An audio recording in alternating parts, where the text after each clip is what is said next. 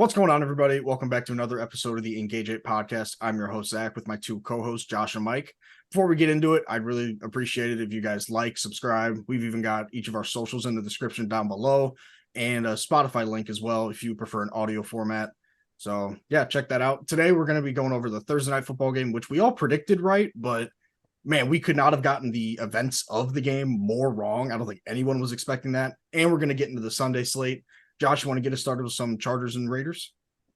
Yep. In my pregame notes, I have here Chargers are sad and dead. My postgame notes, Chargers are sadder and deader. This was a horrendous game. Staley and Telesco, the GM, are both gone from the Chargers following this game. The Raiders hang 63 points on them, second most points of the season behind the Dolphins 70, of course. But that would have been cool to see them try to go chase that record. But teams don't seem to want to chase that record, really. This Raiders defense continues to be great. They were a lot of the touchdowns scored today for the Raiders. There was just nothing, or today, Thursday for the Raiders. There was nothing that Easton Stick could do. All game long, he looked horrible. I guess give some credit then to Justin Herbert because this team without him is somehow worse than we could have imagined. AOC bounces back. Last time they played, we talked about it. He got sacked 7 times. This time he was poised in the pocket and did what he had to do to win this game. Had a lot of good throws, and overall, I just love this Raiders defense. They're just fun to watch. They make plays. They got just a ton of playmakers on defense, and if their offense can just put together some points, they're going to win games. And they did that in bunches on Thursday.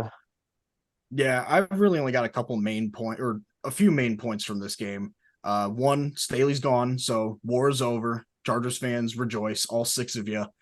And we got a new scoregami. 63-21 has never happened before, so that's always a great thing to see in the NFL. And this Chargers team just looks so unmotivated from the get-go. I think what did the game even jump out to? 42-0 or 49-0? It Something like was that, yeah. it was atrocious. They just you could see that they knew that their season was done and they were just sick of everything. And like you said, Josh, Herbert was holding this team together way more than we could really have initially thought. Obviously, there was the talk on social media about, oh yeah, he's a social media quarterback, or he just can't win when it matters, or oh yeah, it's always his team's fault, but it's never his fault. But I think we're truly seeing what this offense is going to look like without Herbert. No, no knock on Easton Stick. He's a young guy. Sure, he's got a little bit of potential, but this team is vastly different without Herbert, and it's going to show. The Raiders, on the other hand, they came out swinging. This players-led team or so-called players-led team, they got the job done. Zamir White got the start in the backfield instead of Josh Jacobs, and he looked really nice at times. Devontae Adams, they actually targeted him for more than just one half this week, and paid off for them as well. He actually caught a touchdown pass from, I think it was Jacoby Myers, but it was a while ago. I think 4 or 5 days ago. So my memory might be failing me. But Trey Tucker got 2 touchdowns as well on 3 catches. So good for him. He had a nice little breakout game. Hopefully he's a little bit more involved in the offense as we go along as a deep threat just to round out the season. And yeah, Raiders, they just, I guess, ruin their draft pick in what seems to be a relatively lost season for both teams. But Chargers, they have a lot of stuff to fix in the offseason. They do have a lot to fix, and I think they're 42 million over the cap. That's a lot of money. There's going to be a lot of cuts, especially on that defensive side of the football. I'd expect probably Khalil Mack, Joseph Day, Kendricks. You got to free up money somewhere, and this defense has not played good, and I think that's where you have to go and cut some guys. I'm so happy finally they fired Staley. I've been waiting for this moment for a while now. Embarrassing performance by every single part of the team. It'll be exciting to see if one of the top coaches in this cycle, Ben Johnson, Bobby Slowick, if they would want to go to the Chargers, considering their cap room. You go there and you have one of the best young quarterbacks in Herbert, but not in a good situation money wise. 42-0 at halftime is a ridiculous score. Embarrassing. Aiden O'Connell had probably his best game. It's the second time he played the Raiders or the Chargers, and this is his. He dominated them this time. Didn't get sacked by Khalil Mack 6 times. 4 touchdowns, 20 for 34, 248 yards. Chargers defense had no answers for him. And just shout out Antonio Pierce. What a rebound. They lost 3-0 last week. Embarrassing offensive performance, and 42 at halftime is not something you see often. They're still a long shot from the playoffs, but the fact that they haven't quit is something to take note of for Antonio Pierce. And Good job by him. Impressed. All right, moving on to the first Saturday game, Vikings at Bengals. Vikings were in control for most of this one. I didn't really get to sit down and watch a ton of it, but I was doing a lot of scoreboard peeking throughout the 3 hours, and there was a lot of just Vikings up by a lot. They have the ball, they're in control, and then before you know it, you tune in the fourth quarter, and the Bengals are making their comeback to win this game. Um, you have to ask yourself because Mullins played all right, but he had a couple of really, really crucial turnovers that screwed Minnesota over pretty bad in this one. You have to wonder maybe do they go back to Dobbs? As we know, the Lions tend to struggle with more mobile quarterbacks. So I could see them maybe going back to Dobbs on next Sunday for a huge game for them in Minnesota against Detroit. So they're going to really, really want to and have to win that game. So I wouldn't be shocked to see maybe Dobbs come back. Ty Chandler, he went off for Minnesota. Jordan Addison, Justin Jefferson both played well. Addison actually had a better game than Jefferson, which was something of note. Like I said, Addison got a lot of credit early when Jefferson went down, and then as the season went on, he just wasn't playing that well. No one was really talking about it. Now that he has Jefferson back, he gets to operate as a wide receiver too. You're seeing him having a couple pretty good games. But yeah, Bengals, on the other hand, they score 3 straight touchdowns in the last 3 drives to win this game. And I'm just impressed with what we've seen so far from this Bengals team minus Joe Burrow. They're putting themselves in a spot where they can make the playoffs. And I guess once you're in the playoffs, we saw it with Nick Foles. Anything can happen. Yeah, I mean, the Jake Browning storyline is phenomenal considering what we thought this team would turn into after Burrow went down. But I just want to talk about that T. Higgins catch. I don't know if you guys saw it live, but that was the definition of a jaw-dropping catch. Somehow came out of the end zone, snagged it, just pure hands, got both feet in, stayed in bounds, and just somehow reached over the goal line with it. That was, if you've seen it, you know exactly what I'm talking about, how it is just absolutely mind-boggling how insane that was. But this was another game where Jamar Chase was relatively quiet for most of the game. He did have 4 catches for 64 yards, but he just, especially in fourth quarter and overtime, they were missing his presence, but he wasn't making crazy impact plays while he was there either, in my opinion. But Jake Browning, considering he lost his number one option for the crucial moments of the game, he hooked up with T. Higgins multiple times. They got it done. Props to him. Joe Mixon was solid as a receiver and a runner in this game.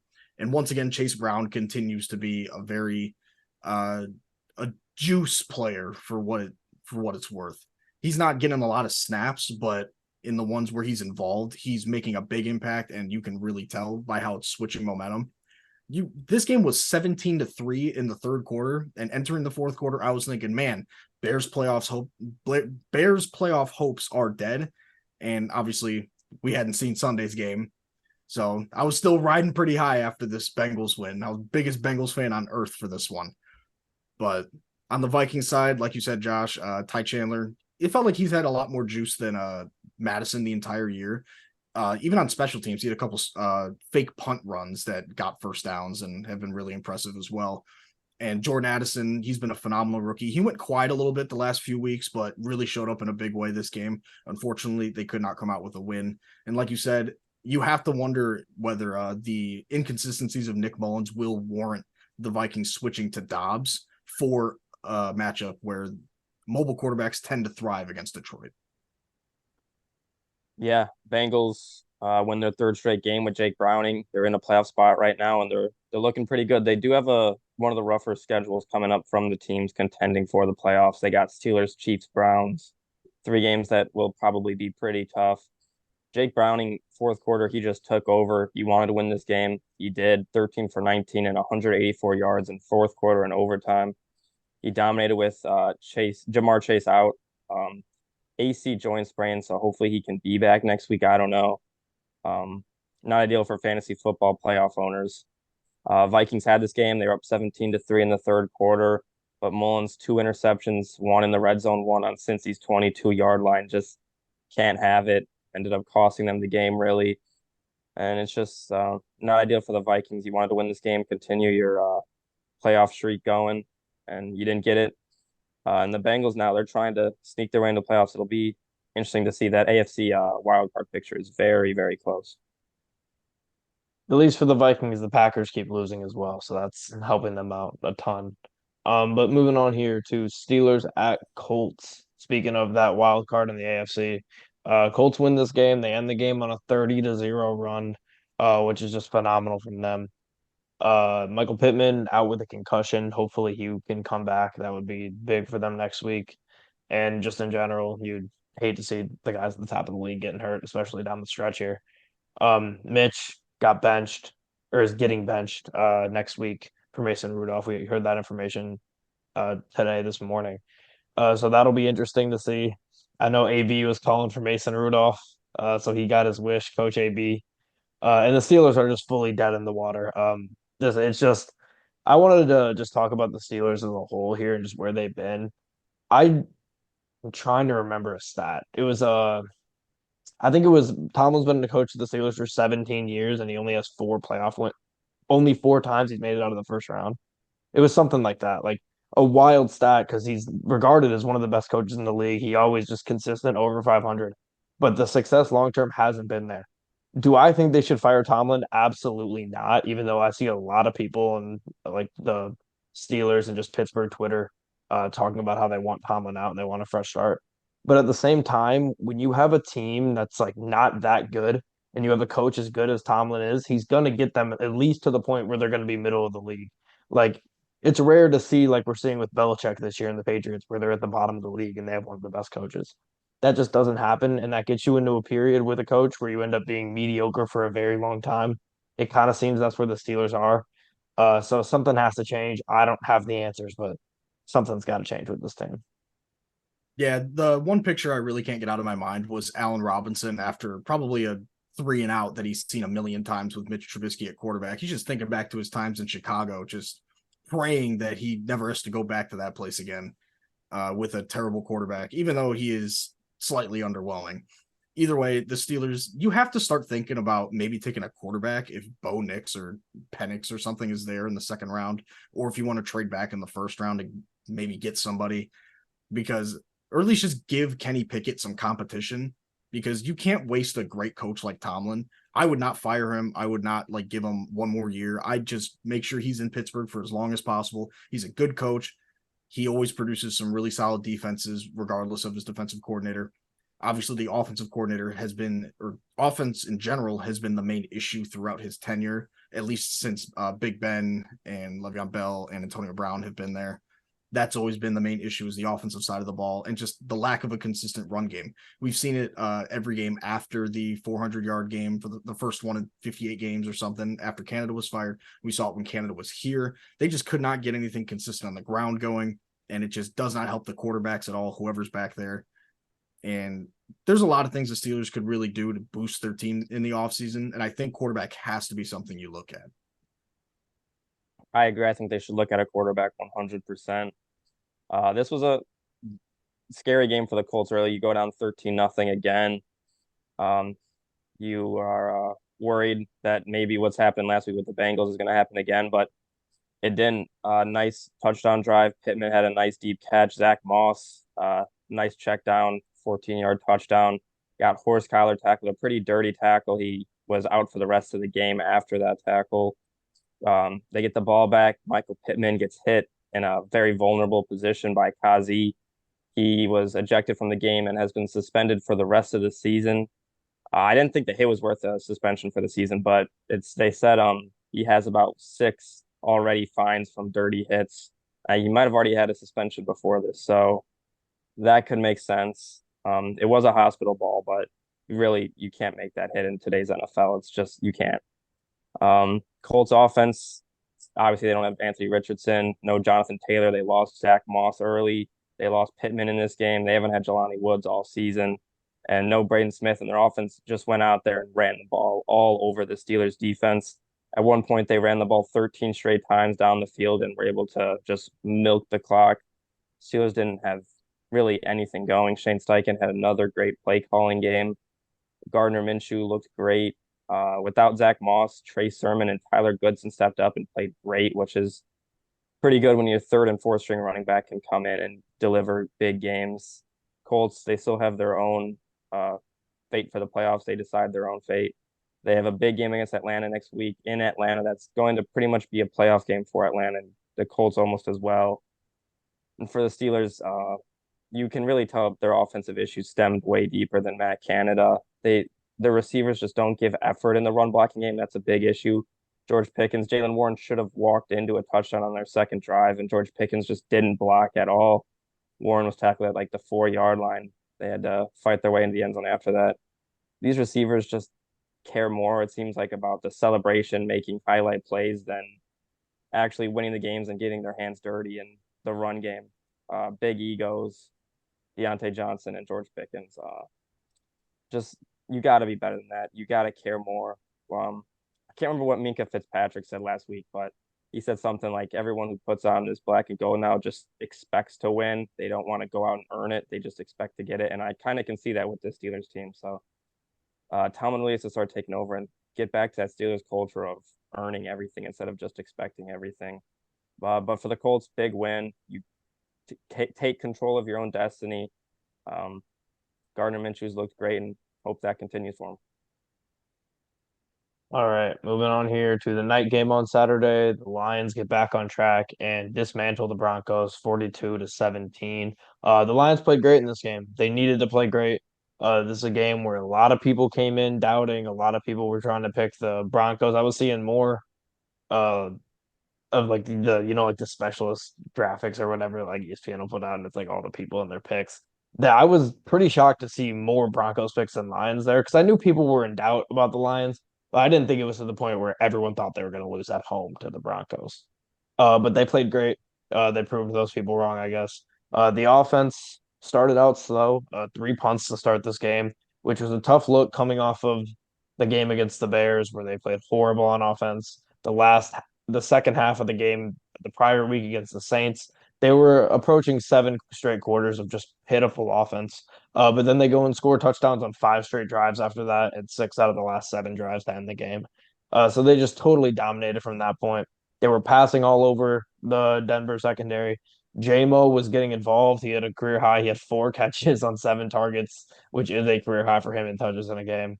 Amon-Ra St. Brown got back to business, 7 catches, 112 yards, and a touchdown. That's regular everyday shit from him. You have other receivers out here with 4 catches for 52 yards. Like, that's everyday shit from Amon-Ra. He's not playing around with those pussies. But anyways, Lions just punished them on with the run game after that. Dave Montgomery was phenomenal. Gibbs had one of his best games of the season. He's on a full-on breakout. Not even to mention Sam Laporta, 3 touchdowns, 5 catches, 56 yards. He's just been phenomenal all season long and proving to be just a great draft pick. It's not a coincidence either that the Lions offense all of a sudden looks good again when they have their O line back. This is the most healthy their O line has been since week one, basically, and actually not even week one. This is the healthiest they've been. We're only missing Big V, who's just never plays football anymore. So Graham Glasgow's there at right guard, and you got Decker, Jonah, Ragnow, Glasgow, and Penei Sewell left to right on that O line. They were phenomenal. They really enforced their will on the Denver D line, and Denver just had no chance in this game. In other news, CD Deuce, CJ Gardner Johnson, is going to be practicing this week, and the return for him is likely at Dallas or versus Minnesota week 18. Lee McNeil is looking like he's going to be back week 18. That's just 2 huge gets for this Lions defense going to the playoffs. I was saying it since the beginning. CJ Gardner Johnson was the second best player on this defense after Hutch. Losing him in week 2 was brutal, but getting back to business with him will be great. Afatu Melifamu has been fantastic replacing Tracy Walker. Tracy was struggling mightily. If he comes in after getting benched 2 seasons in a row, basically, comes in at playing a different position at safety and was phenomenal. But yeah, I feel great about this Lions win. Denver was still one of the hottest teams in the league. I think they were like 6 of 7 or something. Shut them down, didn't really give them a chance to win this game.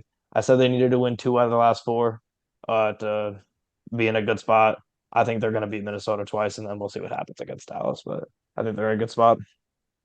Yeah, Lions needed a win, but I honestly didn't expect them to win like by this much, especially with Denver playing really well offensively and defensively. The last 5-6 weeks or so, they fought tooth and nail to get themselves back up to above 500 at 7-6 coming into the game, but unfortunately, just things didn't go their way. But Detroit, this is the type of game you want to see from Detroit. Their O-line was dominating for a majority of the game. Monty and Gibbs were just phenomenal in between the tackles, just making guys miss, just extending plays. They were phenomenal. And like you said, Josh, Amon-Ra, he was on his regular shit. He played really well. But maybe a guy who went 4 for 52 this week, he also put up like 8 for over 130 when he played Denver. But that's just me, I don't know, grasping at straws, I guess. But Laporta, he found the end zone 3 times, which was terrible for me in fantasy. Screw you, Mike. But yeah, the Lions were having a field day out there. And like you said, McNeil and Garner Johnson, getting them back before the playoffs, letting them get some reps in week 18, maybe even 17 for CD Deuce, I believe you said his name was. But that's going to be huge for them. Just let them work their way back into the defense. And if they can get some crucial stops and make a lot of plays in a wild card game or even a divisional game, that can be huge for this Detroit team, who can really move the ball when they want to, when they're healthy. And it's looking like they're getting healthier and healthier every single week on that offensive line. They're going to be scary in the playoffs. Yeah, the Broncos' upward trajectory was halted by the Lions. They'd won 6 of their last 7. They were looking pretty good, playing well, and they just got shit pumped in this game. Jared Goff looked like the quarterback we'd seen earlier in the season. Got the ball to Amon-Ra a lot, 7 catches, 112, a touchdown. Laporta had 3 touchdowns. Big day from those two. Jahmyr Gibbs had a great game, 11 carries, 100 yards. That's a little over 9 yards per carry. This offense was just humming all game. Jameson Williams had a solid game, 4 catches for 47 yards. Nice to see him get some multiple catches. I hope his volume continues to go up. For the Broncos, it's just really disappointing. You could have won out and found yourself in the playoffs, but you just got punched in the mouth here. They had virtually no running game. And they now need a lot of help kind of to make the playoffs with how close this AFC division is. Lions, they've swept the AFC West this year, and they picked up a much-needed win and a much-needed blowout. Yeah, we own the AFC West, we own the NFC South at this point. So if something happens and we choke the North, just remember we have those divisions. So everything will be okay. But moving on here to the NFC North still, Bears at Browns. Bears led for most of this game, choked at the end once again. Another late game choke for this Bears team where they choke it away, and then when the offense has to come back on the field, when Fields has to come back on the field, he just consistently cannot perform in those moments. The proof is in the pudding. There's no really arguing it anymore. He has not proven to be any sort of a clutch player in his career so far. I don't think you can really say he has been. It's been a common theme for them.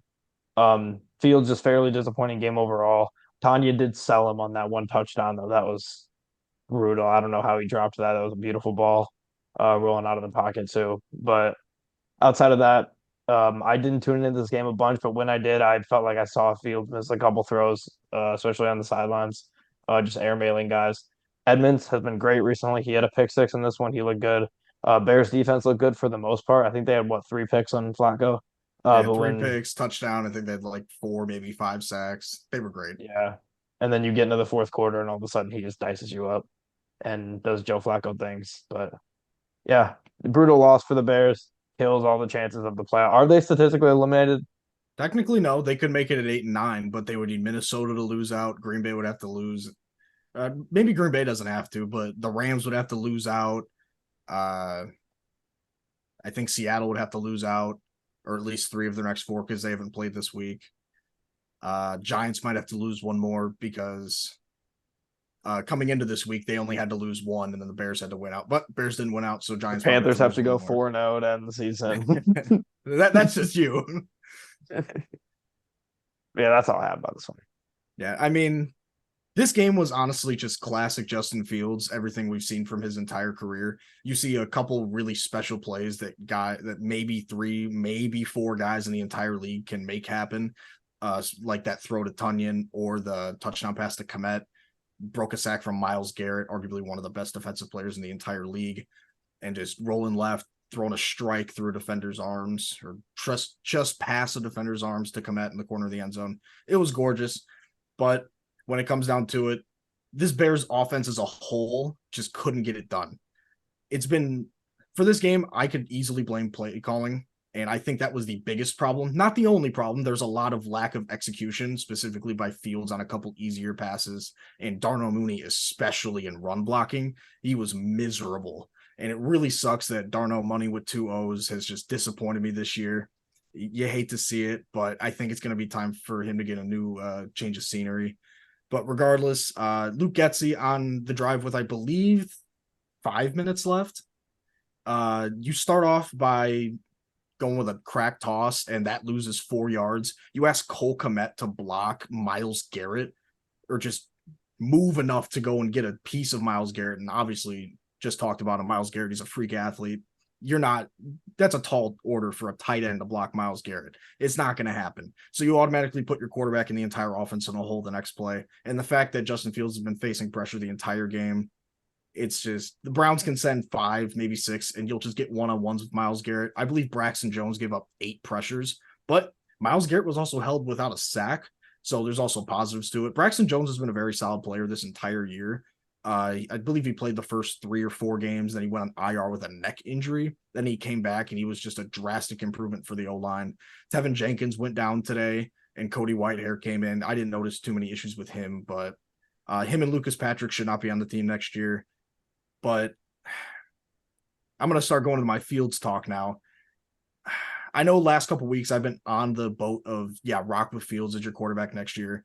But honestly, giving him a 3rd head coach in 4 years, his 3rd offensive system in 4 years, given his flaws and given the rookie quarterback class coming up, I think Fields can still be a good quarterback. He's a phenomenal playmaker. There are things he can do with his legs that other players just are simply unable to do. But if your offensive coordinator is simply inept and just refuses to use that to their advantage or just uses that incorrectly, there's no point in having him. I think you need to go out and into the draft. If we finish with pick 1, which today gave me a little bit of, or yesterday gave me a scare with the Panthers winning without scoring a damn touchdown. Fuck you, Atlanta.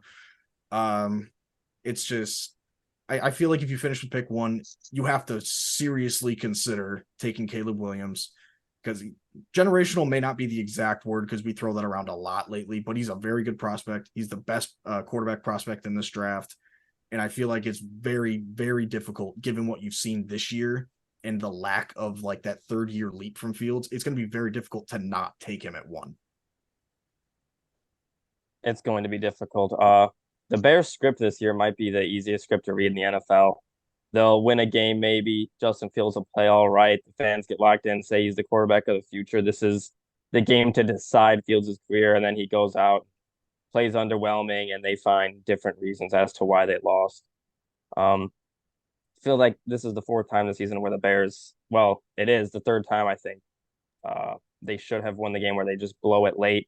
Their odds of losing all 3 of those games was 0.003, I think. Yeah. Just an underwhelming game from Fields. He's going against a great defense. They were very hurt, though. And he completed under 50% of his passes, only 166 passing yards and a touchdown. I'm going to say he had no interceptions, considering the first interception just wasn't. It was a Hail Mary, and he just didn't catch it. And the second interception was another Hail Mary. Only had 30 yards rushing. DJ, top 5 more. 52 receiving yards on 4 catches. Just underwhelming from. I mean, I would like you to explain how this game was his fault. He was playing on a hurt ankle, and he was playing with a quarterback who's very inconsistent and an offensive coordinator who probably couldn't read a McDonald's menu if you put it in front of him. So where did I say it was his fault? I'm not saying you said it was his fault, but I'm saying like using his stats against him in that situation is a little rough given his surroundings, you know? Isn't that what you just did to Amon Ra last week? No, I didn't blame Ben Johnson or Jared Goff. I just said he had a really bad drop. I'm a big Ben Johnson fan for a majority of the time of him calling plays. He's been really good.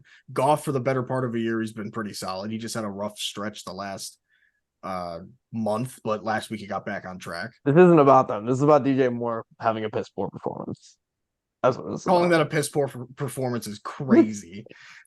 I mean, for top 5, it is. If you're watching the film, he is beating his guys consistently, like in one-on-ones, and it's Justin Fields not ripping it. So then Fields is just not the guy at all then. There is no ifs, ands, or buts. I feel like you've been pretty wishy-washy the past. I don't think he is here. No, I've been very wishy-washy, but it's not even because of that. I was trying to remain objective to get the entire picture of this year.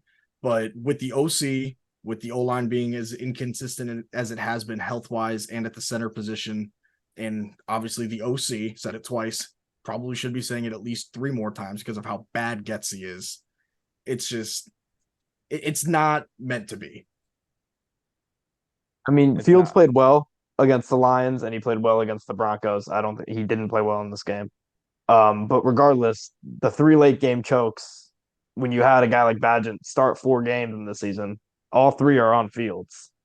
Badgett wasn't in any of them. I know Fields played great against the Broncos, but at the It's end of not the day, even if your that. I defense mean, chokes, you got to be able to go down there and score. And he just proves time and time again he can't. I'm going to be honest. The Bears should have won this game, but the lack of the ability to move the ball on offense through the first like 3 quarters, it just wears down your own defense by putting them back on the field over and over and over again. That was so like 2020 of the Chicago Bears, where the defense would get a good amount of stops and then the offense just couldn't move the ball. So they'd like sit down, they put their helmets on a little rack, get a little warm because it's a crisp November day in Chicago. And then they're just like, oh, yeah, we went 3 and out again because Mitch Trubisky can't hit the broadside of a barn. So get back out there and get us another stop. It's the same thing. It's the same cycle.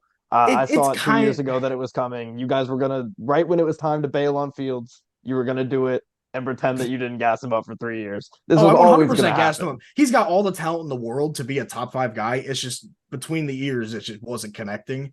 And Getsy certainly did not help all that shit that was going on with him. The only difference this time is now you guys get a gift of number 1. Hey, you know what? It's hard to fuck this up. It's not a gift. Poles earned it. He fleeced the Panthers. King Poles back at it again. You can't I'm just take saying, that shit from me. It just happens. Let us have this. you can have that. If they don't take Caleb Williams, I die. Oh my! If we don't take Caleb Williams, the route they go, we're not trading out of it. I just don't know what we're doing unless Poles in the locker room is just that adamant about Fields being him, and then getting rid of Getsy, getting rid of Flus. It's just the play calling is way too conservative in spots. I don't like it's disgusting. The coaching staff. I don't like the coaching staff, but if you keep Fields, you cannot fire the coaches again. You can't do that. That's just that's why I'm thinking a young quarterback having 80 different coaches doesn't play. Right. That's if you're why gonna keep Fields, you got to keep him. That's why I'm thinking Fields is gone strictly because you can't keep Flus. He's what 6-22 in his time as a Bears head coach, or like I don't even know what 8-22. I don't even know. Too many losses to count. Not enough wins. Getsy, he's been way too inconsistent at best as an offensive coordinator. He hasn't even had games where it's like, oh yeah, he just called a really good game. No, the games where the Bears score last year, it was because Fields did it with his legs. And this year it was because the Bears played just shitty defenses like Detroit twice, Denver, who gave up 70 the week prior, and Washington, who they benched their first round rookie corner because he was playing like ass. And I guess their D-line was pretty good, but for some reason we decided to drop 40 on him. I don't know why, but it was a lot of Fields bailing out Getsy with his legs and a little bit with his arm, rather than Getsy being able to game plan well and Fields just not being able to do shit, despite Getsy being good. Pretty obvious you cut them both, I think. I think it's pretty easy. You cut the coaching staff, I mean, I would love to keep Flus as a DC. I think he's done really well with this turnaround. Oh, and I think we should have a conversation that Montez Sweat is in that like tier 2 of edge rushers. He's not a game wrecker like TJ Watt, Micah Parsons, Myles Garrett, etc. He's in that tier 2 with like Hassan Reddick and like Hutchinson. I think he's in there with them. He's been phenomenal since being acquired. At first, I was a little skeptical of the move because 1, we didn't have a deal in place, and 2, he was playing alongside Chase Young and 2 really good defensive tackles, but obviously they couldn't pay all 4 of them, so they traded him away. He's been phenomenal. I think in 4 or 5 games, he's got 5.5 sacks. He's been outstanding since being traded to the Bears, and I have loved every second of watching him play. Yeah, he's been great. I'd put him above Hutchinson. I would put him pretty close to Reddick. I didn't want to say it, but I agree. Oh, I'll say it. I'll say he's been better than Hutchinson. Bears defense dominated this game. I think they had 6-3. Watch the Lions. You could tell why he doesn't put up the stats that you want him to. I mean, when your secondary is everybody's hurting your secondary and they're getting toasted on the Bears D line. Thank you. I didn't say. Did I say the Lions D line sucked? What did I just say? You didn't say that, but that was a counter I said the argument secondary. to what. Not even that. You had a counter argument ready for an argument I didn't make, so that just didn't That make you've any made sense. you've made we that argument figured multiple it was times. coming. That's not what I was saying, though. The Lions secondary just gets toasted. Hutch ends up getting the pressure because he can't get to the quarterback in time because they get it out so fast. That is a thing that happens. You can't just ignore that. Oh, 100%. But I Like wouldn't say Miles the Bears Garrett, secondary is Miles great Garrett either gets all. I mean, it's played better than the Lions secondary. the Bears have a because their pass rush lockdown has been top better. 3 corner in the league. The Lions don't. Yeah. But the Bears linebackers played great today, yesterday. TJ Edwards and Tremaine Edmonds both played great. Pick six. Then the Browns, they just seem to be a team of destiny almost at this point. They just find ways to win games they shouldn't. They got gifted the game by the refs with the Colts. In this game, they get gifted by Matt Eberflus and Justin Fields. Joe Flacco, he's got some of that cardiac in him. Fourth quarter comeback again. He's still got something left in the tank. Bears, they should have won this game. No ifs, ands, or buts, but they choke it again. That's what they do a lot. So just disappointing from the Bears. Moving on here. Next game here, Bucks at Packers. Baker Mayfield went off this game. He had a monster game, 381 yards passing, 4 touchdowns, no picks. And he's really starting to, like we said a couple weeks ago, starting to make his case for being the starting quarterback in Tampa Bay next year. Rashad White continues to be impressive. He's been great over just the second half of the season in general. He's really emerged himself after a slow start where Tampa Bay had no run offense. He's been great for them. Chris Godwin went off 10 catches. Tampa Bay scored on every single second half drive this game. They just took the game into their own hands in the second half and just outlasted Jordan Love. Jordan Love has really just not looked great in the past couple of games without Christian Watson. I know they haven't had Christian Watson for most of the season, but we saw in the games where he did have him, like we saw when he had him in Detroit on Thanksgiving. Christian Watson had 2 touchdowns and dominated that game from start to finish. Ever since they haven't had him, they've lost now to the Giants and the Bucks, back-to-back teams who aren't super impressive. So Packers are in a tough spot. Their win-out campaign is currently 0-2 to start out. Has not been a great start, but Packers fans will still make their scenarios where they get in. It's looking like at this point, the the 6 and 7 seed is going to be some sort of combination of Minnesota, Green Bay, Seattle, and the Rams. And Green Bay is starting to fall themselves out of that with how they've been playing the past couple weeks. If I had to guess, it would probably end up being Rams and probably Minnesota, strictly because It'll Green be a Bay, team from each division, I bet. right? I mean, it's going to be Green Bay and Seattle are going to be sitting at 6 and 8 after tonight, if I had to guess, because Jalen Hurts is expected to play. But I mean, you did pick Seattle, so who knows? But for me, I'm expecting Seattle to take a loss tonight. All due respect, but it just ain't going to happen. But at the same time, I mean, depending on how this NFC South shakes up, with Tampa Bay getting this win, clawing to 500, Atlanta, they just did not look good at all, but we'll get to them a little bit later. But like you said, Baker, this is the type of game that you expect from a guy that, even though it was 5 years ago, you expect a 380-yard, only 6 total incompletions, 4 touchdowns from a guy who was drafted at number 1 overall. And yeah, he could 100% be the starting quarterback for Tampa Bay next year. And if they make some changes to the O-line, run through Rashad White a lot more often and use him in creative ways, they could find themselves at, I don't know, 8 and 9, 9 and 8 next year if they make no changes to their defense or like offensive skill position groups, just because Baker's going to get more confident within the same system. But like you said with Jordan Love, when he doesn't have Christian Watson, he doesn't look great. Christian Watson, coming out of school, he was a very raw prospect who wasn't very crisp with his routes, wasn't a crazy good hands catcher, but he had great long speed and he could take the top off of defense. And that helps guys like this year, like Jaden Reed, who's been tearing it up from the slot, and Romeo Doubs, who's had his occasional really nice game. But today, Jaden Reed, he found the end zone again. He's just been a magnet for the end zone this year. But outside of him and Wicks, no one was really standout. Aaron Jones had a solid return. It felt like they were giving him the ball early and often in the first quarter or two. But outside of that, they stopped going to him, especially in the pass game. I feel like Aaron Jones is easily their best weapon, but they just don't use him enough. I think part of the reason why is because of his health. But at the same time, they were trailing a lot in this game, so they couldn't really afford to go to him a bunch. I know there's a 3rd and 1 where he got tackled for a loss. So you got to hope that something could actually happen in that type of situation instead of going from a fresh set of downs within the red zone. into a 4th and 2 and losing a yard. That's really unfortunate. But Green Bay, like you said, they're on the outside looking in right now. 0-2 in terms of their win out scenario. Probably not going to happen. I'm glad it's not going to happen. And Jordan Love, he's got to find a way to be a little bit better without his top receiving weapon.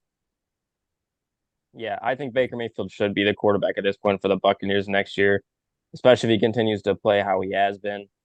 Ever since he had that what was it, a shoulder injury, he had a couple struggles in Cleveland, struggled in Carolina, struggled in Los Angeles, but he's gotten healthy and he's looked very, very good this season. The way the Browns did him dirty is I just don't understand. I think they should have stuck with him, but they moved on and now they're stuck with Deshaun Watson's injury troubles and contract. But Baker had his best performance in a maybe ever 381 passing yards, 4 touchdowns, no picks, perfect passer rating, the first ever perfect passer rating at Lambeau.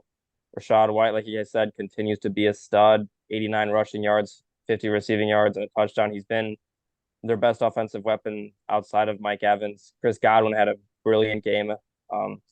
I thought Jordan Love played okay. Didn't play great. Had 2 touchdowns. They didn't really have a run game to lean on. They got down early, which has been an issue for them. But Jayden Reed, he played great again, like you guys said. Touchdown, 6 catches for 52 yards. And Dontavion Wicks played great. So their young weapons continue to have solid games. They're missing Watson, like you guys said, but their pass catchers have been very good. They have a 26% chance to make the playoffs, so they have a chance. They would at this point have to win out almost. And for the Bucs, they got the Jags next week. We'll talk about it later. Trevor Lawrence is in concussion protocol, so I could possibly see this Bucs team maybe winning out and just going to the playoffs. Yeah, the Packers, not maybe. They have to win out. No, I don't see an 8-9 team making the playoffs. I just can't imagine that happening. But moving on here. Texans at Titans, excuse me.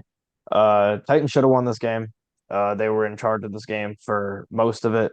End up letting it slip away, similar to how the Dolphins let it slip away against them last Monday night. They looked really good in the first half. Offense completely stalled in the second half. Credit to the Houston defense. It's hard to get up and get out there and play defense when your quarterback is out and your offense just isn't producing anything. And they just went out there and kept battling, stopped the Titans offense and did what they needed to do to get their team back in the game and overall got them a season-changing win in this comeback. Case Keenum did just enough to win this game. Hopefully this is the last the Texans have to see of him this season. And we'll see CJ Stroud back next week, hopefully.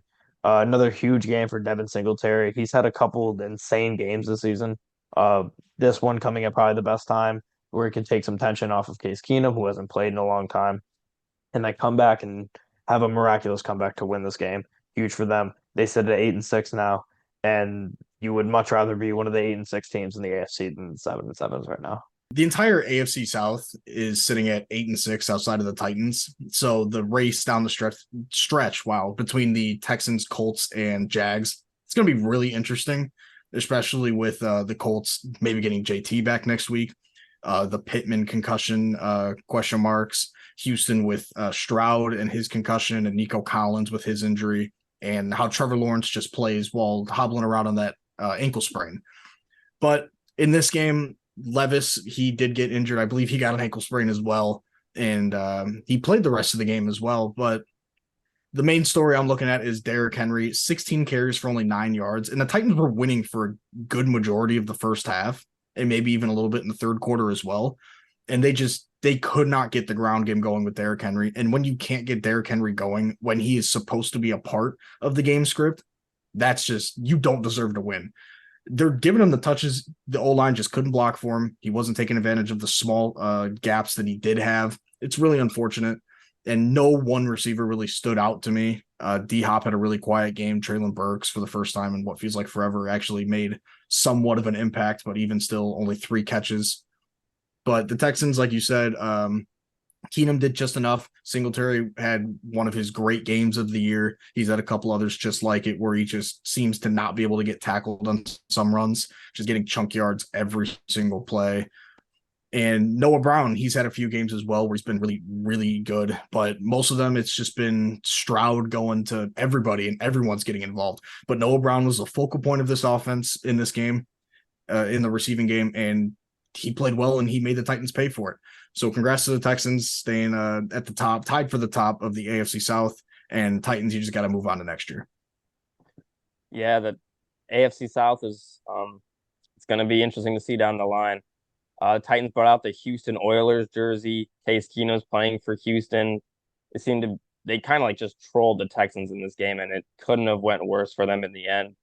They lost a brutal season. Levis looked very good early, had a couple nice drives, but usually, when the Titans get ahead early, you think that they can just get the ball to Henry and dominate. That just did not happen. The Texans defense just shut him down. They met him behind the line of scrimmage a lot. 16 carries for 9 yards, like you said, Zach. Just not what you want to see if you're a Titans fan. Very embarrassing. Um, Texans, just their defense dominated this game, got the job done, kept getting their offense the ball back. Case Keenum was very good at leading field goal drives. They had a lot of them. Big win for the Texans. Just boost their playoff odds significantly. Devin Singletary, he looked great again. He's completely taken over Damian Pierce's role. He had 26 carries for 121 yards. No Nico Collins, Noah Brown took over the bulk of the receiving, 8 catches for 82 yards and a touchdown.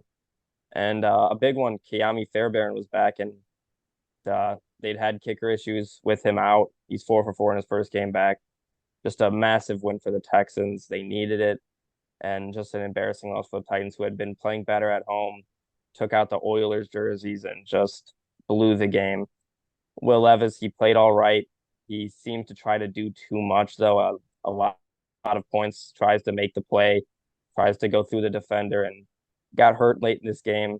Looked a little scary how he went down, but he seems to be okay. I haven't really heard anything about that. Ryan Tannehill was happy on the sidelines, was hoping to get his chance. Good for him that he didn't go out in the field. Hopefully Will Levis can play next week, but Titans got to look forward to next season. Yeah, Tannehill's a joke, man. That was some of the most disrespectful shit I've ever seen. Braves pretends like he stands for more than that, but he'll see that clip and won't do anything about it. But whatever. Next game here, Jets at Dolphins. Jets back to Jets football. 103 total yards. This game didn't look good. Simeon comes in for Zach Wilson. What did we find out? Exactly what we knew. They both suck. Brees Hall basically didn't even play this game. He had 6 carries for 12 yards. Just did nothing. I honestly don't have a ton to say about this game. The Dolphins just didn't play around after choking last Monday. So good for them to not let another inferior team hang in there. Their defense looked otherworldly against the Jets, but once again, it's the Jets with Simeon and Zach Wilson. So not much I'm going to take away from this game. Good for the Dolphins not to play with their food, and they just dominated this game. This game kind of shows how valuable Tua is to this offense just as much as Tyreek is. I came into this game expecting Tua to kind of struggle without his number one option and arguably the MVP of the league this year in Tyreek Hill. But he ended up dicing up this really talented defense, 21-24 for 224 yards and a touchdown. A beautiful ball to Jalen Waddle on that 60-yard bomb. Waddle, he played a really great game. Raheem Mostert, I believe, has 20 rushing touchdowns on the year, or just 20 total touchdowns, which is absurd. But this is the game that you wanted to see from Tua. Couldn't get it done last week with Tyreek in the clutch. The Dolphins bounce back. They shut out the Jets. They should shut out the Jets because they've got a really talented defense, and the Jets suck.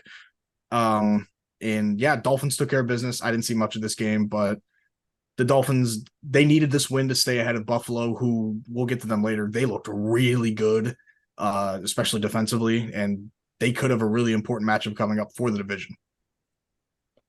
Yeah, 1 week after Zach Wilson wins Player of the Week, he gets lit up for 2 quarters, 4 sacks through 2 quarters. Had no time to really throw the football at all. The offensive line was a joke, and he left the game with a concussion. The Jets' offensive line is just abysmal. There's no reason Aaron Rodgers will come back and shouldn't come back. They have to work on this offensive line in the offseason to keep Aaron Rodgers healthy if he plays next year.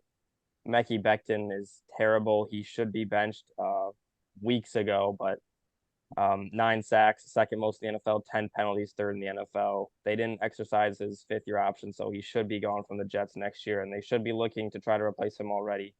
He has been awful. Nathaniel Hackett, he's also been terrible. I get that he's an Aaron Rodgers guy, but every week this offense pretty much looks non-competitive. 32nd in total yards, 30th in passing yards, 30th in rushing yards, 30th in points, and 32nd in third down conversions. It's never good when you're in the 30s considering there's only 32 teams in the NFL, and that's just a big issue. Um, if Aaron Rodgers lets you, I guess you have to move on. You have to keep Rodgers happy, but Hackett has been abysmal. They have to get to running the football more, like you said, Josh. Brees Hall didn't get many carries, and it's just hard to win NFL games when you have absolutely no run game. Their defense wasn't enough to carry them in this game. No Tyreek Hill, that didn't matter. Tua played great, and the Jets now have the longest postseason drought in American major sports. They're missing the playoffs for the 13th straight season, and the Dolphins are continuing to try and fight for that bye. All right, moving on here to Chiefs at Pats. The Patriots did hang in here for a little bit in this game. Their defense played really well. Mahomes had 2 picks. Kansas City offense, every week it becomes a little bit more of a worry, but I just know come playoff time, Andy Reid's going to have everything cooked up, and we'll probably end up seeing them in the Super Bowl again, to be honest. Even though they're at the lowest point they maybe been in the past couple of years, it feels like the past month or so, month and a half. I still, if I had to put my money on who's coming out of the AFC right now, I'm still picking the Kansas City Chiefs. But Bailey Zappi played okay, not great. New England just couldn't run the ball at all. The Chiefs defense is just so good, which is just another reason why I think the Chiefs are going to go to the Super Bowl and have a chance to win it. Their defense is just the best it's been in this whole dynasty, whatever you want to call it, that the Chiefs have right now. They probably got to win one more for that. But regardless, defense is phenomenal. Offense has struggled. Mahomes has looked lost at times, but then you look at the stats and he's right there at the top in a lot of stats. So even in his down years, he's better than most of the quarterbacks out there. New England, on the other hand, just dog shit, horrible team. Their offense failed them, even though their defense played great. Once again, their defense is actually pretty decent. I don't know what they're ranked overall, but I feel like they always do a solid job. They rarely just get punished. The games that get punished in are the games where they score no points, like the Saints game. But did they get shut out twice this year? I'm just thinking the Chargers and the Patriots, Saints game, right? Yeah, at that's just least, yeah.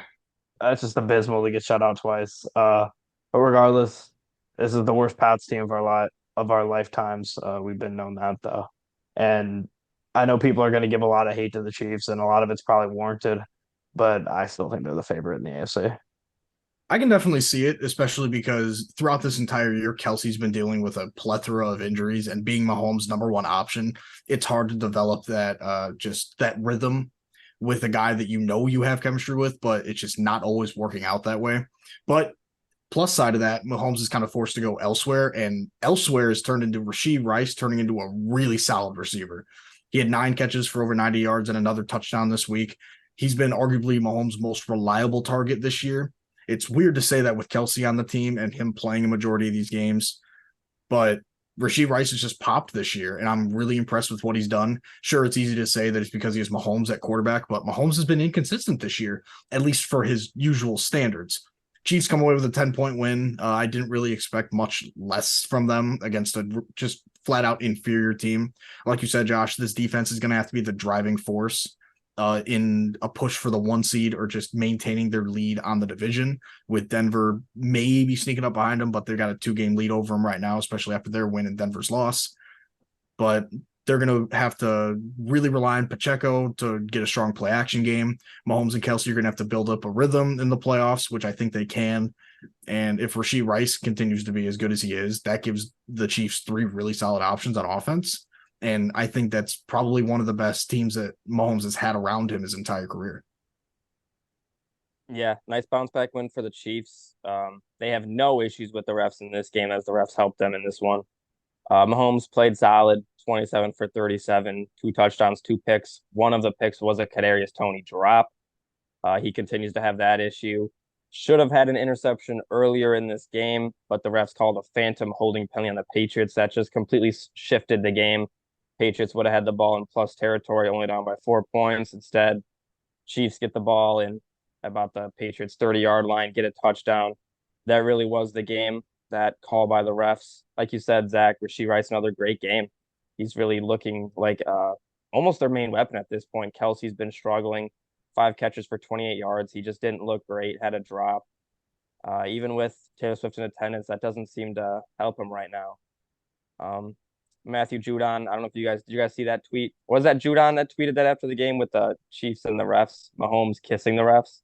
Oh, I he didn't tweeted see that. I that, but saw the that sounds picture. hilarious. I saw the He, picture. I didn't know he he tweeted didn't that he though. didn't tweet he didn't tweet the picture. He like quote tweeted the picture and said facts or something. That's funny. So just trolling by them. Chiefs were the better team still. They deserve to win this. The refs did help them win this one. They got 2 games of separation between them and the Broncos now. They should easily win this division, go to the playoffs. It'll be interesting to see them in the second round potentially have to play a game on the road. We haven't seen that from Mahomes in the playoffs yet. So, uh, good win from the Chiefs, I guess. All right, moving on to Giants at Saints. The first half was just full of punts once again. Something we have seen multiple times this year. Just a lot of Big Ten football being played. Ended, I believe, 7-6 in the first half, and then just straight outscore from the Saints in the second half. They outscored them 17-0. Tough DeVito game. But with all these stories, you know that at some point it's going to come to an end, and that's just how it works. He's a great story. His agent, his parents, everything is just he's an awesome, looks like a good dude. But at the end of the day, it is still Tommy DeVito, and it's going to eventually go off the rails, and it did against the Saints here. They struggled mightily on offense in the second half. The Saints, on the other hand, though, they're taking care of business. 2 games in a row, they played inferior teams at home, won those games very easily. Now, it was a couple weeks ago, it was looking like Atlanta. Now it's looking like it's gonna have to be Tampa or the Saints because we'll talk about Atlanta next, but it's gonna be the Titans and the Saints, or the Tampa Bay and the Saints. Yeah, I think it's probably going to end up that way as well. But Derek Carr, like you said, in the second half, the Saints offense really just picked it up. They didn't have a receiver who really separated themselves as like a real contributor. It was more of a group effort because Chris Olave on Saturday, they rumored him to be his status was in doubt for Sunday's game. And then on Sunday, they came out in the morning and said, yeah, he's probably not going to go. We're going to test him out in the pregame workouts, but it's looking like probably not. But the group got it done. Carr didn't turn the ball over, and DeVito, like you said, he just had a rough game, but that's what you can expect out of a young guy on a team with not the greatest surrounding cast. Saquon, unfortunately, just non-factor in this game. He only had 11 total touches, and I'm a firm believer of if you don't get your best players the ball enough, you're not going to score, and you don't deserve to score. And Saquon, Bijan Robinson, Aaron Jones for the Packers, all those guys, they're super talented, arguably one of the more talented guys in each of their position. And you just got to get them the ball a lot more. And I guarantee you will see a lot more success if you get them the ball. Yeah, DeVito was shut down in this one, but Saquon was also shut down, and that's not a recipe for success for the Giants. We know they're not a good football team. Only 14 yards on the ground and 23-yard receiving. The Giants are not going to win football games like that. It was nice to see Darren Waller finally back. He took his scheduled like 5-6 games off of the season. He had 4 catches for 40 yards. And for the Saints, Jameis Winston's pregame speech got him going in this one. They dominated. Derek Carr played great, 23 for 28, 3 touchdowns. Kamara was solid on the ground and receiving. And the Saints are neck and neck with the Bucks to win this NFC South. They play not next week, but the week after. That's going to be a massive game for playoff implications. Just disappointed in the Giants' performance. They should have came out better, but the Saints are a good football team. Their defense is solid. I just want to say, insert the soldier standing against the wall with the one clown in the middle meme for what Zach just said about Bijan, Saquon, and Aaron Jones. Um, let's Wait not on Aaron disrespect Jones Saquon. here. Hold on. Let's not disrespect Saquon and Bijan here. Let's not disrespect Aaron Jones. Hold on. I'm going to. Aaron Jones has been rough this season. He's been rough. He's barely played, and when he does play, he hasn't been good outside of the Bears game. Week 1. So regardless, I'm gonna take the guys that can get on the field, even though leading us into the Falcons at Panthers game here, Arthur Smith continues to take Bijan Robinson off the field. I understand the taking the ball away from your running back if he fumbles. If he's your best player, I don't understand it. Hence why I don't understand why they did it here. Bijan Robinson's one of the most talented backs in the league. It's looking like Jahmyr Gibbs is going to have a better season. Whatever. Regardless, Bijan hasn't had the opportunities that Gibbs has had, especially in the second half of the season, which is surprising considering if you said that earlier in the year when Bijan was Bijan was still splitting touches, but Jahmyr was really, really splitting touches. Now it's to the point where he's dominating and Bijan's out here getting benched for one fumble. But the Falcons defense played really well. Again, their defense is solid, and the Panthers are horrible. I said last week if the Falcons lose this game and did what Houston did, they're cooked. They did exactly what Houston did. Their offense was just horrendous. They only scored because they had one big throw to Jonnu Smith, which led to their touchdown late in the first half. Outside of that, they would have never scored. They were just sad all around. Yeah, that's just all I could say about it. Just sad for the Falcons to lose this. Their playoff chances are improbable now. This is just such a talented roster, and you hate to see it go. But Arthur Smith has to go. He has to Yeah, go. I only got 2 points for this game. One is I wish Carolina lost just to give me a lot more emotional security for that Bears first round pick. And two is what the hell are you doing, Arthur Smith? Like how are you this inept? I don't get it. It just makes no sense. How are you getting Pitts and Drake London 5 total touches combined, and then Bijan only 7 carries and 1 reception? They're easily your 3 best players on the roster, or at least on the offensive side of the ball. And against a team like Carolina, when you just clearly can't move the ball going to Algier and Jonnu Smith and Mac Hollins, what are we doing? Like you have bona fide studs at 3 skill positions, and you just refuse to go to them. I don't care if it's Ritter's fault.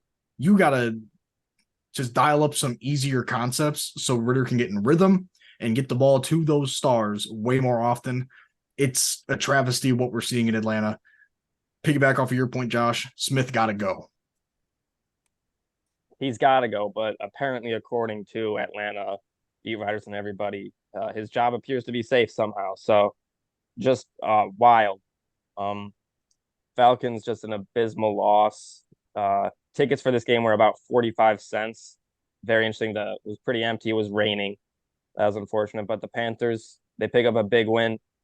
And despite all of the offensive troubles from the Falcons, they were in this game and still should have won it. And Desmond Ridder just throws a terrible interception in the red zone. You could have kicked a field goal and the game would be basically over. Instead, you throw a pick, Panthers go down and win the game. Desmond Ridder should be door dashing soon. He probably will be. And Arthur Smith just taking Bijan out of the game. Ridiculous. He'd rather piss people off and basically like just piss off his fan base and everybody than I don't know. Maybe he just hates fantasy football that much. It is playoffs time, and I think Bijan had 0.4 fantasy points. So next week you shouldn't have to worry about the fantasy football playoffs because most of the people who have Bijan are out. But Bryce Not Young, you. I'm happy. Not me. Bryce Bryce Young, bye. yeah, that is true. Bye weeks are key. Bryce Young, I'm happy for him. He gets a win. Had the game-winning drive. Panthers running game was solid again. Chuba Hubbard, 87 yards on 22 carries. Their defense won, and Chris Tabor, interim coach, gets his first win as well. He was their special teams coach. At the end of the first quarter, Panthers were punting the ball. He called a timeout with 1 second left in the first quarter, so his punter could kick with the wind. That's a special teams coach right there, helping his punter. Just happy for the Panthers. They did it for their 48 home fans that were at the game. And they pulled the classic. If we're not going to the playoffs, they're not going either. And that perfectly brings me to my next point here. Check me out. Listen to the vision. Let me walk you through it. Cardinals. Bears beat the Cardinals this week. Next week, Cardinals play the Eagles. Eagles win that game. Last week of the season, they played the Seahawks. Seahawks are fighting for a spot. Cardinals lose out. That's 3 wins. Next week, Panthers. Green Bay comes into Carolina. That's a win for the Panthers. They're going to continue the dominance at home. Back-to-back wins. They're building something. They go to Jacksonville and get their shit kicked in week 17. They'll figure it out by then, Jacksonville. And then we move back. Week 18, Bucks come into Carolina. Carolina eliminates the Bucks. The Saints go to the playoffs. The Bears get the number 2 pick, and everything falls apart. You're forgetting about the fact that the Patriots under the legendary Bill Belichick are going to win out this year. So, Well, that's hear why I me didn't out. pick the Pats. That's why I didn't pick the Pats. I think the Cardinals have a better chance of losing out than the Pats. But yeah, I see it. It's possible now. If they would have lost, it was unlikely. Now it's the Bears are I see the screwed vision. if that happens. They're actually screwed. I would if that be happens. more than okay with taking Drake May at 2. What It's the gonna Panthers happen would trade again. the I don't think the Cardinals are taking a quarterback regardless. I don't think think they so have either, to stick but- with Kyler and go Marvin Harrison Jr. I agree, but Yeah, I don't. I think they trade it. I can see that. I think Maybe they with the trade it. Patriots at 3. I'm so excited for our mock draft episode, like in a few months. That's gonna be hectic. I'm more thinking playoffs. How about you, Blub? Yeah, I'm thinking playoffs as well. yeah. Moving on here to a Bears team that fans is in mock It's draft. the little Bears victories. fans Bears fans Super Bowl is their mock draft, so Mhm. It's nice. I got a lot of those. That is The their hand's playoff. getting heavy. Yeah, we'll see how that goes, but that's a while away, considering that's April. But moving on here to one team that is thinking about the mock draft, and another team that is trying to get in the playoffs. Commanders at Rams. Jacoby Brissett ends up coming in this game at the end and doing really well. 2 touchdowns, no My picks. guy. He almost got them back in this game. The Rams defense locked up Washington early. Sam Howell just had no chance to do anything. The Rams defense was all over him. The big 4 of Stafford, Kyron Williams, Kupp, and Puka Nacua. That is a dangerous 4. And that is a team that no matter how much I want to see the Stafford return to Detroit storyline, I am just terrified of having to play that team in the playoffs. So I do not want to play them. I put out a tweet today of those 4 teams that I think it could be. I would rather have Minnesota all day long than any of the other teams. But regardless, too little, too late for the Commanders with Jacoby Brissett. It'll be interesting to see if it's Brissett going forward. But regardless, it doesn't really matter that much. The Rams had to win; they won, and they got to continue to win. I think they can make the playoffs. I really do. I think they will. I mean, I think we've talked about their schedule a few times already. It's relatively easy compared to the rest of the field. Like Minnesota, they got to play Detroit twice and Green Bay in Lambeau, so that's a tough game. So I don't think Minnesota's winning another game this year, especially if they have this issue at quarterback where Mullins is going to throw multiple interceptions in the fourth quarter when they're winning by multiple possessions. It's unfortunate, but that's the state of the Vikings right now. But like you said, that big 4, especially Kyron Williams, he's been phenomenal since his return from the IR. He's put up over 100 yards in what feels like every single game. He put up 200 yards in his first game back. He's been dominant. That's really the best word I could say. He's been dominant. He's been efficient. He's been so good, and Stafford is doing nothing but benefiting from that. Cooper Kupp and Puka Nacua, they are very thunder and lightning at the receiver spot. They can both go up and they can both go deep and run a solid route, beat a safety, or just stay short and get some yak. They've been phenomenal this year, especially Puka being drafted as late as he was and just bursting onto the scene. 1,000 yards as a rookie and plus as the season goes along. Aaron Donald wasn't really on the stat sheet too much, but he always makes an impact if you watch the games. He's always disrupting every single interior offensive line, no matter the team he plays against. But on the Commander side, it's a shame that a really good Terry McLaurin performance kind of goes to waste. He's such a talented receiver. You kind of hope that he's getting a lot more looks in a game-by-game basis, but he has a lot of games where he has like 2, 3, 4 catches for under 40 yards. And that's just because Sam Howell or even last year with Heineke, they just look the other way. And that's why Jahan Dotson's gotten a lot of attention in terms from the media because he's beaten people on his routes, but the quarterback play has been inconsistent, so he doesn't get all the catches necessarily. But the Commanders, they're definitely missing Brian Robinson right now. I think a couple weeks ago, maybe a few weeks ago, he went down with injury, and he hasn't been back since. So hopefully they can get him back, get some momentum going, maybe say a prayer for the playoffs, but I don't see it happening with their defense being as weak as it is. Yeah, I really hope they don't bench Sam Howell because I think a 2020 season would be very cool. He's got 19 touchdowns, 15 picks right now. I don't know if he'll get to the 20 picks, but he should get the 20 touchdowns. He had nothing going yesterday, 11 for 26, 102 yards, touchdown pick. Out of all the quarterbacks to get hurt this season, it's pretty shocking that Sam Howell has escaped an injury, I'm pretty sure. 59 sacks. Got to assume a lot more QB hits. Just a marvel that he hasn't got hurt. Jacoby Brissett came in and he played great. Colts legend, 8 for 10. He's a great guy, 124 yards, 2 touchdowns, perfect QB rating in his play. Um, Happy for him. He's just a great guy, like I said.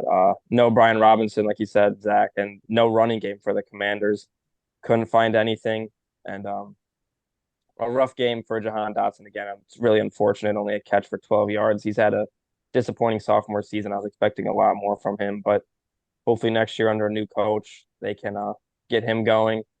And for the Rams, right now, I think there's outside of like the 49ers, which is the best team in football. I think there's really 2 teams that are pretty scary right now. And I'd say it's the Rams and the Bills. They seem to both be getting hot. The Rams lost last week to the Ravens, but they played very good. And this week, their defense dominated most of the game and their offense looked very good. Nakua, he looked great. Cup somehow just is wide open down the field on that one deep touchdown for him. He had 111 yards on 8 catches. And Kyron Williams, he's played great. Had too many fumbles yesterday, but still had 27 carries for 152 yards and a touchdown. Rams, next week is a massive game for them against the Saints. That's basically a playoff game for the Rams. You really need that tiebreaker.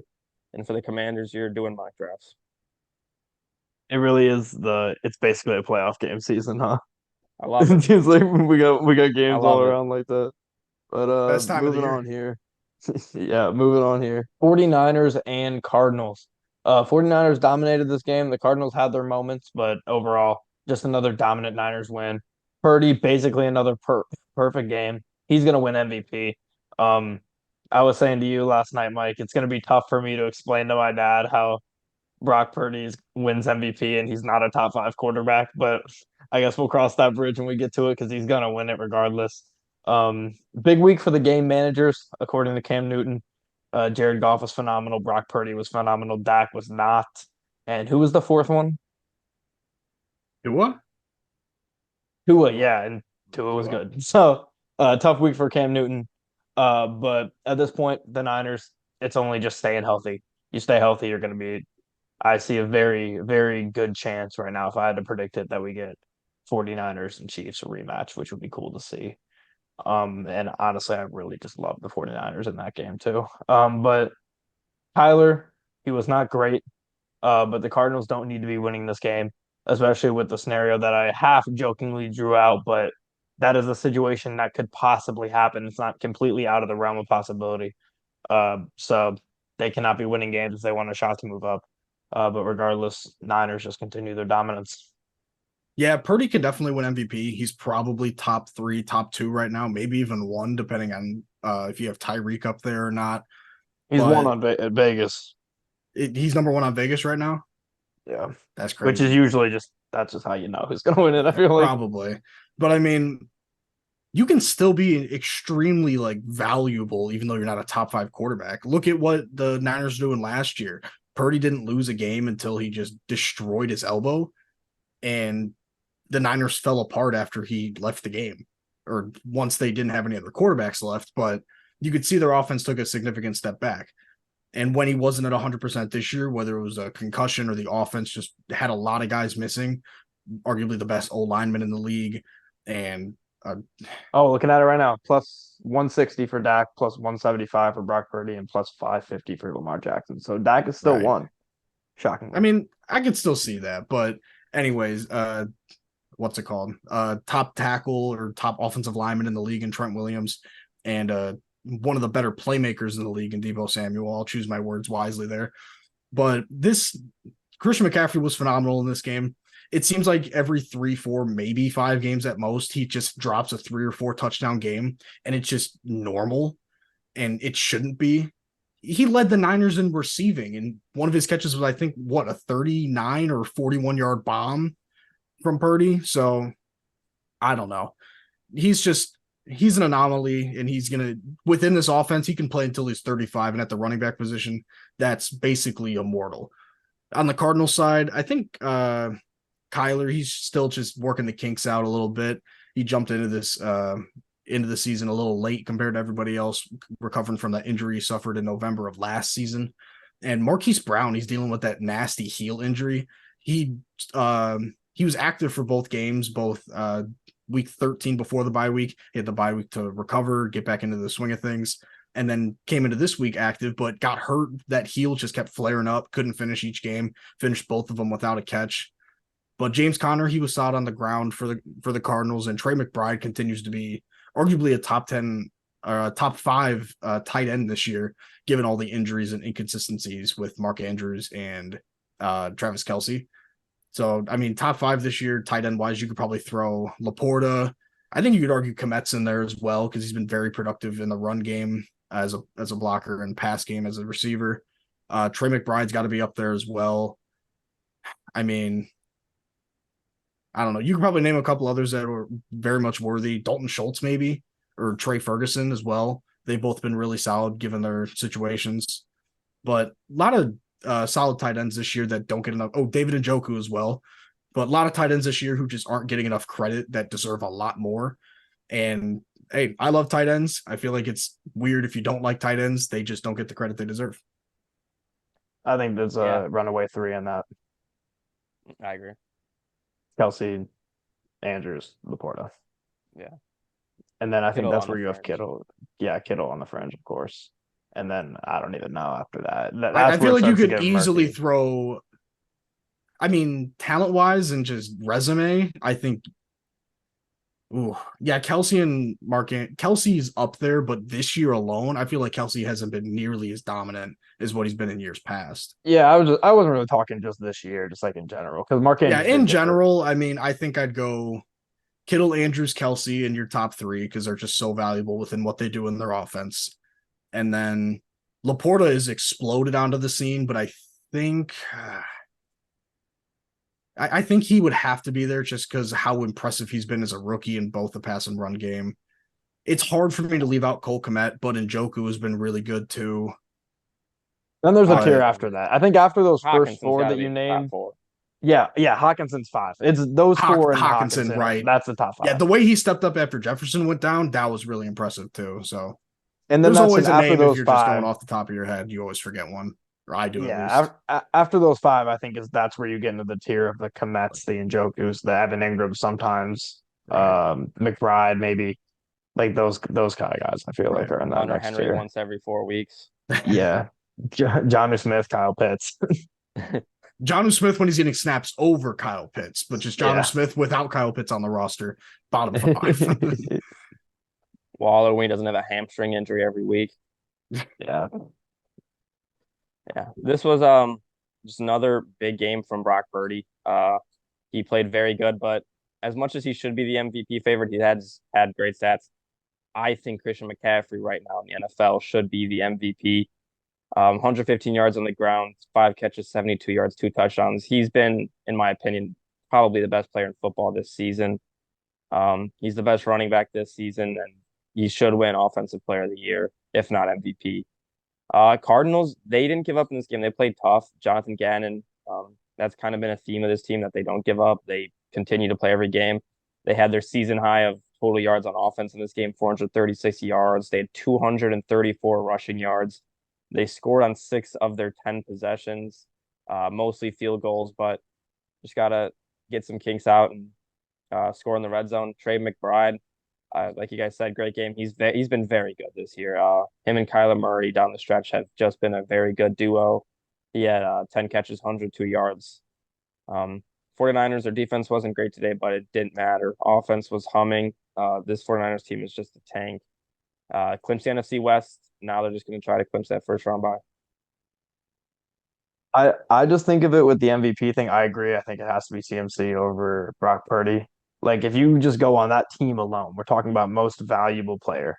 If you replace Purdy with like a mid-level quarterback, like say like a Russell Wilson or I don't even know, Baker Mayfield, like just a mid-level quarterback, and then or you replace Christian McCaffrey with like a mid-level running back, like I don't even know, like whatever. You get my Elijah point. Mitchell.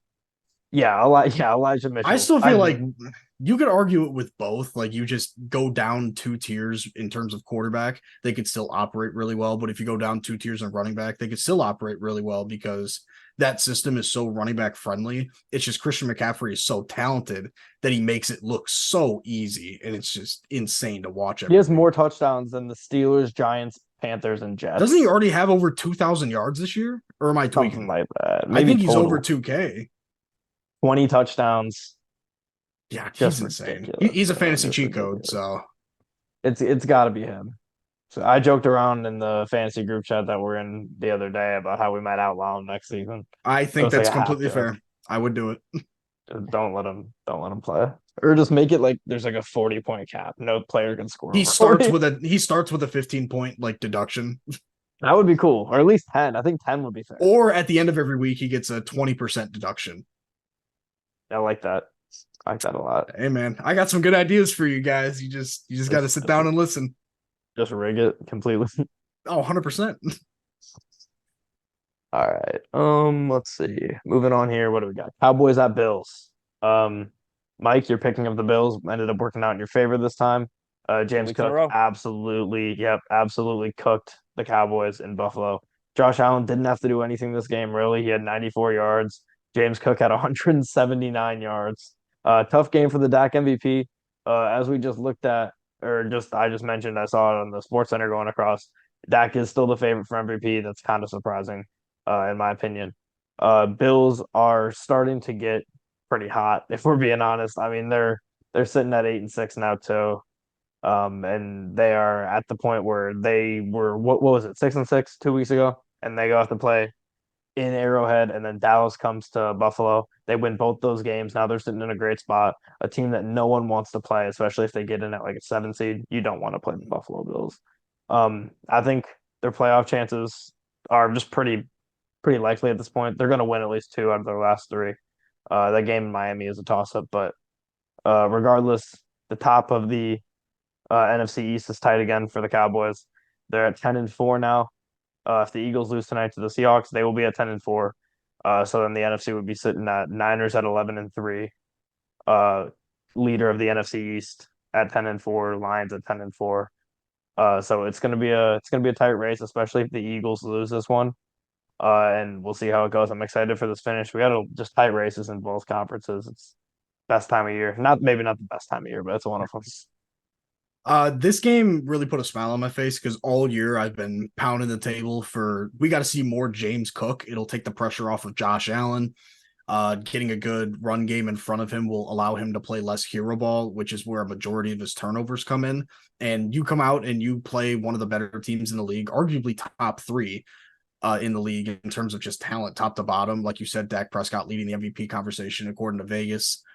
But you give James Cook 25 carries, and I don't even know how many catches he had. I think he had 3 or 4, maybe. But he only had 2, but for 42 yards and a touchdown. But you give him over 200 yards. He's giving you 200 yards of offense against one of the better defenses in the league. That's grounds for celebration in my book. That's a take that I am proud to stand by, and it works out for me. I don't have a lot of those considering I'm a Bears fan, but seeing James Cook go off like that and Josh Allen not have to do anything and they blow out a team like the Cowboys who have been blowing out teams left and right. Granted, it was on the road for Dallas, which they haven't always been perfect on the road, but they came in. Did they go into Philly? No, it was in Dallas where they demolished Philly, but they came close to beating Philly in Philly. And yeah, Buffalo, they were toe-to-toe with them as well. But Buffalo, they're really scary. You talked about it earlier, Mike. Buffalo is one of those teams you don't want to see right now. They're getting hot at the right time. And if they continue to feed my guy, James Cook, look out in the playoffs because this team might be able to finally knock off Mahomes and the Chiefs if they get the chance and if they're staying hot in the divisional round. Yeah. Luckily for the AFC, the Bills probably won't get a home game in the playoffs unless they're able to get a high seed and go against a lower seed. But this team at home is just a different animal. It's like the Cowboys. If there's a team you don't want to play at home outside the Cowboys, it's the Bills. 6-2 at home. Their defense is just incredible at home. They were humming against the Cowboys. Cowboys couldn't do anything, couldn't run, really couldn't pass. Prescott 134 yards, no touchdowns and interception. They really just couldn't get anything going against this defense. And the Bills' offense, Josh Allen, he said in the post game, he felt like the guy who showed up, didn't do anything on the project in school and got an A.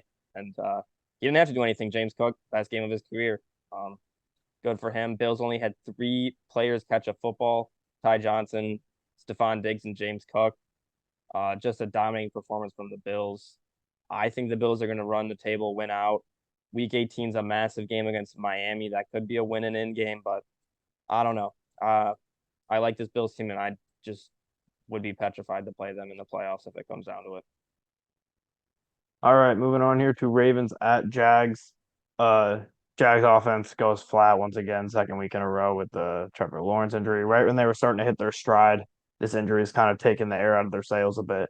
ETN has not been dominating like he did at times early this season. He's been really off and on.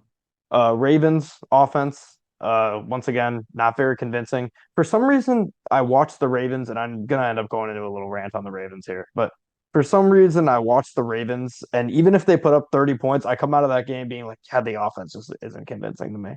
The defense will hold somebody to under 10 one game and then give up 30 the next game. Super inconsistent. You never know what you're getting out of them. I know they're sitting at 11-3, and a lot of people are saying they look great. I can't. When I close my eyes and I picture the Super Bowl this year, I cannot picture the Baltimore Ravens in the Super Bowl. Their next 2 weeks, I mean, they've been going against teams where like the Chargers game, they didn't look great. They won by a good amount, but they didn't look great. Same thing with the Bengals game. They choke against Cleveland. Um, and then they go to OT with the Rams or whatever, and they win big this week. But next 2 games, they got at San Francisco, and then Miami comes to Baltimore. I honestly think both those teams are better than the Ravens. I think if I had to pick the teams like that I feel the best about in the AFC, like I said, Chiefs still probably won. Maybe I'm delusional for it, but I don't really care. Chiefs 1, Dolphins 2, I guess, and then Ravens. I think the Niners are going to punish them on Monday night this week, and then I think they'll be in a tight game with Miami, but I still like Miami in that, and I think that could kind of take the wind out of their sails a bit. Then you go into the playoffs not on the winning streak you've been on all season, knowing that you haven't looked great in a long time, and that's where you start to get into trouble. And we haven't seen we're yet to see playoff success from Lamar Jackson yet in his career. So I don't like to be a hater, but I just don't really see it right now with the Ravens. Shout out to Isaiah Likely. I know we all see those memes of like, oh, after your football team loses, how many beers are you going to be drinking tonight? And it's just likely 80, just because it's the back of his jersey. We all love those memes, but in absence of Mark Andrews, he's really taken this role in stride. We've seen a little bit of flash from him in preseason when Andrews doesn't get reps, or when Andrews just needs a breather for a couple plays within a drive, and he gets a target or two, and he can make a nice play up the seam, or just get a little yak on a short, like 2 or 3 yard dump off. But he's becoming a very important part of the Ravens' offensive success in the late part of this year, with Andrews going down with that gross injury a few weeks ago. And Lamar probably could not be happier. If Andrews comes back and he's healthy come playoff time, I don't know if they've ruled him out for the end of the rest of the year, but I know there's been talks, especially closer to when the injury happened, that he could come back. So if he does, I'd see them going a lot more 12 personnel, get Likely and Mark Andrews on the field at the same time, get some real big bodies out there and force those linebackers to cover of the teams that you're playing against. And then if you get a prime Odell for a game, I mean, you might get 4 catches for 95 yards and a touchdown. Combine that with Lamar going for over 70 on the ground and just being efficient as a passer in his really good games. And then Likely and Mark Andrews each getting over 50 yards on like 4 or 5 catches. You got yourself a real solid offense that can tear apart a lot of defenses, because the defenses just don't have the talent to contain all of the talent that you have on your offense. I really like what the Ravens have done just this year after getting rid of Greg Roman. And unfortunately, the Jags were on the back end of that. And Trevor Lawrence, he just doesn't look 100%. And I don't know when he's going to look 100%. Like you said, Josh, ETN hasn't looked like he did in the first half of the year. And Calvin Ridley, he becomes way too invisible way too often. I wish I can blame it on Christian Kirk not being here or him being here, but he's been invisible a lot when he was here, and when he wasn't. He did have a touchdown taken away from him. I think that was an iffy call. I think you probably could have called that a touchdown, but I think it was a good no call as well. Either way, you can't have Jamal Agnew being your leading receiver and expect to win a game, and your quarterback on a bum ankle being your leading rusher. That's just not sustainable. I think their defense did fine given the competition they were up against. The offense just has to be better, but they do have a ceiling with Trevor Lawrence being hurt. To talk about the touchdown real quick, I think that was 100% a touchdown for Calvin Ridley. I Agreed. think the Agreed. refs blew it. Also, the same refs that blew the end of the Colts Browns game. Just want to You point got a that little out bit of there. a vendetta there. I I have a respect vendetta against them it. completely. Colts would almost need only one win to make the playoffs if it wasn't for the refs giving the Browns that game. But regardless, Jags struggles continue. Trevor Lawrence is also now in concussion protocol, so the concussion and the ankle. Big game next week, I'm pretty sure, against the Buccaneers. That's going to be interesting to see if he will be good to go. Ravens, that's a big win. With their schedule, they need to continue to win games. Like you said, Josh, they have a rough schedule coming up. Lamar dominated this game with his legs, 97 yards on the ground. Keaton Mitchell was looking very good. He had 73 yards on 9 carries, and sadly on that last one, just got tackled weird, took a bad step, really hyperextended his leg. It was pretty scary. He has torn his ACL. The Ravens' luck with knee injuries, especially at the running back position, Oh, just brutal. it's ridiculous, man. Every time someone steps up and starts looking good, um, a knee injury and Achilles, something bad happens, and they're right back to Gus Edwards. No disrespect to Gus Edwards, he's been very good for the Ravens throughout his career. Just hate to see it from Keaton Mitchell. I was really excited to continue to watch him play. Um, in terms of the Jags, tied at the top of the AFC South now, they have to also start looking at the AFC wild card if they can't continue to win these games. The wild card's extremely close, so something to keep an eye on. Nice win for the Ravens to fighting for that first round bye. Kind of circling back to your point, Josh, about like your top teams in the AFC. I think I might put the Dolphins ahead of the Chiefs. When they played each other, yeah, the I Chiefs don't hate won, that. but it was neutral field, and the Dolphins didn't have Ramsey back, and we see what their defense has done at times since Ramsey has returned. He's transformed that D. Pause. He's transformed that defense, and it's just they've been a lot better. So I think if they played again, maybe even neutral field or in either Kansas City or Miami, I think Miami comes out on top. I would be worried if I was a Ravens fan and I look at this upcoming schedule and I see a path where the Chiefs don't play anybody, the Dolphins only have to play the Bills essentially, and the Ravens obviously. And you see the chance to fall into the 3 seed, and you see how it's shaping up with the Bills having a good chance of falling to the 6 seed. You do not want that matchup in the first round because I think the Bills Yeah, win that that game would in go really Baltimore. poorly because the Ravens don't score fast. Buffalo, they Yep. can rip off a 60-yard touchdown after a poor punt. The Ravens, their drives are methodical because they use the run game to their benefit so much. They Sean can't hit the home McDermott's run not ball going all to the let way. Lamar run all over him. Right. That's a troublesome game, I think, if you're a Ravens fan. And I'm sure Ravens fans have that in the back of their mind. They know. I They think know they're what's good probably with it. just thinking that their team's good enough to win at least 2, keep that 1 seed, and just rest up for the divisional round. Yeah. And I can't imagine they think they're going to win in San Fran, but maybe That could the be a good Dolphins game, game. though. Dolphins, yeah, that could be. Dolphins game's a toss up, I think, in Baltimore. I agree. I agree. So, all right, we'll move on here. We're done with the games now as we're getting close to kickoff here on Monday Night Football Finally, as we we're got recording this. 15 of them. Ugh. 15 of them, yeah. But some studs and duds here at the end. Hope you guys have a lot because I have a feeling you guys have both of mine. Um, I've only got one of each. oh shit. Stud, J James Cook, No, we're good. We're good. We're good. We're good. Wow. 25 carries, 179 yards, I had a feeling two you were going catch, to take him, so I didn't go with him. two catches, 42 yards, 2 total touchdowns. I could have been biased this week. I decided not to. But regardless, James Cook was phenomenal. He was the sole reason that the Bills were so dominant in that game. He was great. For my stinker or for my dud, um, it's a combination of Bijan Robinson and Arthur Smith. Bijan didn't play well at all in his time playing. He did fumble, so it's hard to say that he just got benched for no reason whatsoever. He did fumble, so he was not good when he played. Arthur Smith is benching his best player off 1 fumble. I think they're both in the wrong, and they both were a dud this week. So for me, my stud of the week was Jalen Waddle. He had 8 catches for 142 yards and a touchdown.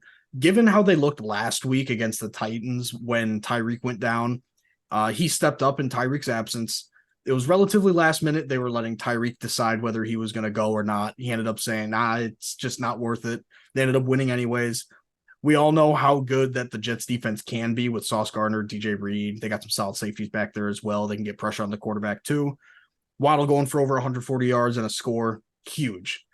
My dud of the week, Travis Kelce, only 5 catches for 28 yards. I feel like he's got to figure something out real quick. Granted, he's been dealing with some injuries this year. I mentioned that earlier, but his connection with Mahomes has been not as magical as we had expected coming into this type of season, especially after the first few weeks, after seeing how dominant their defense has been, because it's been a lot of like Mahomes and Kelce going off for 10 catches, 100 yards, and multiple touchdowns because they have to keep up with the other teams. But now that they have these, that they're not facing these deficits or just facing shootouts in front of them, they just don't know what to do anymore.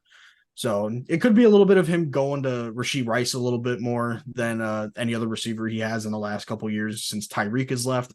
But Kelce is my dud of the week.